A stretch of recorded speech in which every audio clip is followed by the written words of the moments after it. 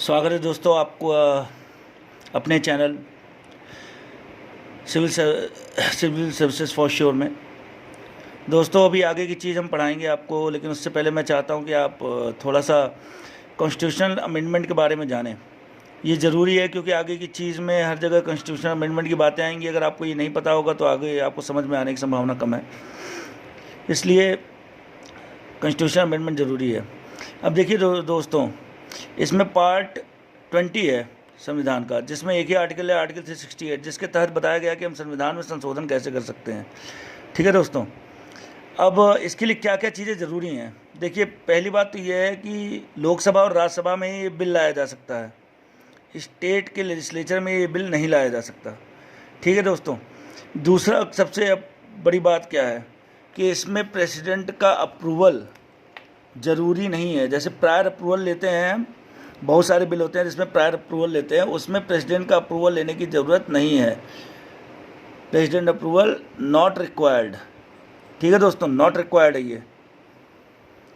तीसरी चीज़ कि इसमें हम प्रेसिडेंट का अप्रूवल नहीं लेते हैं दोस्तों। वैसे क्या होता है कि ऐसे बिल जिसमें प्रेसिडेंट अप्रूवल पहले दे देता है, उसमें उसको एसेंट देना ज़रूरी हो जाता है। वो दे देता है, बाद में साइन कर देता है कि चलो भाई मेरे कहने पे हुआ, ये शुरू हुआ था तो इसको हमको रोकना नहीं चाहिए। लेकिन इस केस में क्या हुआ, 24वां अमेंडमेंट एक्ट 1971 में आया था, जिसमें ये कहा गया कि संविधान संशोधन का जो बिल है, कॉन्स्टिट्यूशन अमेंडमेंट का जो बिल है, उसको प्रेसिडेंट को अप्रूव करना ही पड़ेगा। ठीक है दोस्तों, तो इसमें ध्यान देने वाली बात है कि प्रेसिडेंट का अप्रूवल शुरू में नहीं चाहिए, लेकिन उसके बावजूद प्रेसिडेंट को अप्रूव करना ही पड़ता है। और एक बड़ी बात, इसमें ज्वाइंट सीटिंग नहीं हो सकती। जैसे कि लोकसभा में ये पास हुआ, राज्यसभा में किसी मतभेद की वजह से नहीं पास हुआ, ऐसा नहीं है दोस्तों कि ज्वाइंट सीटिंग करा लेंगे। इसमें ज्वाइंट सीटिंग अलाउड नहीं है।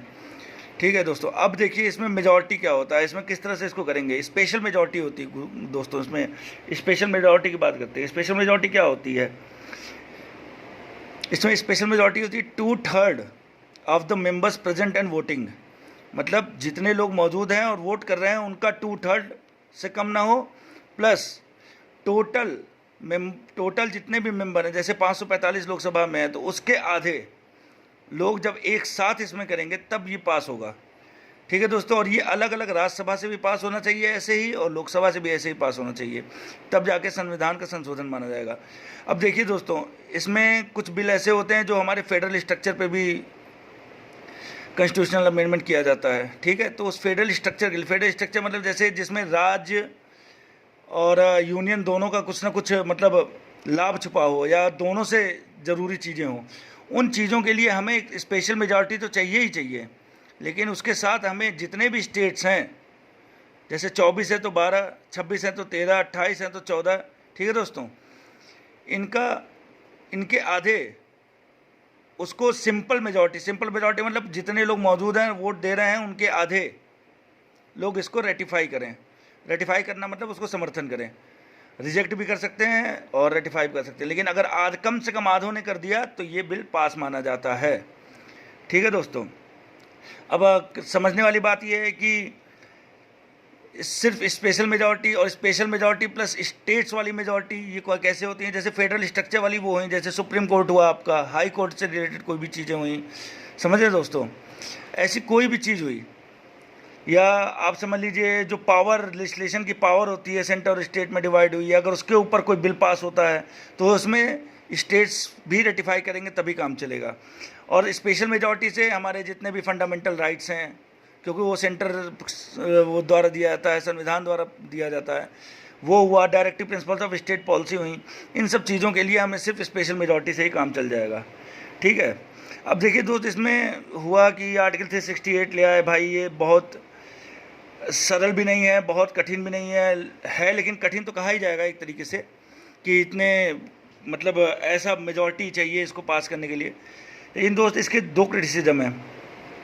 वैसे क्रिटिसिज्म बहुत सारे हो सकते हैं, लेकिन दो इसमें मेन है जो कि आपको पता होना चाहिए। पहला तो स्टेट जो मेजॉरिटी रेटिफाई करेगा, जो हाफ ऑफ द स्टेट्स को रेटिफाई करना था, उनके पास कोई समय सीमा नहीं है, there is no time frame. तो वो क्या करें, चाहें तो उसको रख सकते हैं बहुत समय तक, चाहें तो उसको रिजेक्ट कर सकते हैं। लेकिन ये नहीं है कि 10 दिन, 14 दिन, 20 दिन, 25 दिन, 1 महीने, 2 महीने में इसको आपको पास करना ही करना है। और दूसरा क्या है, जॉइंट सिटिंग वाला दोस्तों। मैंने बताया था आर्टिकल 108 के तहत जॉइंट सिटिंग होती है, ऑर्डिनरी बिल के लिए होती है, लेकिन कॉन्स्टिट्यूशन अमेंडमेंट बिल के लिए हमारे पास कोई भी जॉइंट सिटिंग का प्रावधान नहीं है। जॉइंट सिटिंग इसमें नहीं होगी। ठीक है दोस्तों, ये बताना आप लोग को इसलिए ज़रूरी मैं समझा पहले, क्योंकि अभी जब मैं आर्टिकल 1, 2, 3, 4 पढ़ाऊँगा आपको स्टेट्स के बारे में, यूनियन के बारे में, टेरिटरीज़ ऑफ इंडिया के बारे में, तो उसमें आपको बताया जाएगा कि कैसे संविधान संशोधन माना जाएगा कि नहीं माना जाएगा, अमेंडमेंट उसको कॉन्स्टिट्यूशन का अमेंडमेंट है कि नहीं है, और है क्यों नहीं है, ये सब चीज़ें आपको उसमें बताई जाएंगी दोस्तों। ठीक है, तो फिलहाल के लिए इतना ही। ये था आपका कॉन्स्टिट्यूशन का अमेंडमेंट, इसको आप ध्यान से देखिए और साथ में किताबें ज़रूर पढ़ते रहिए दोस्तों। आप जो मैंने बताया है, और आप जब किताबें पढ़ेंगे तो एक साथ आपको क्लियर हो जाएगा और आपको बहुत आसानी होगी। धन्यवाद। अगला टॉपिक जल्दी लेके आऊँगा मैं। Thank you.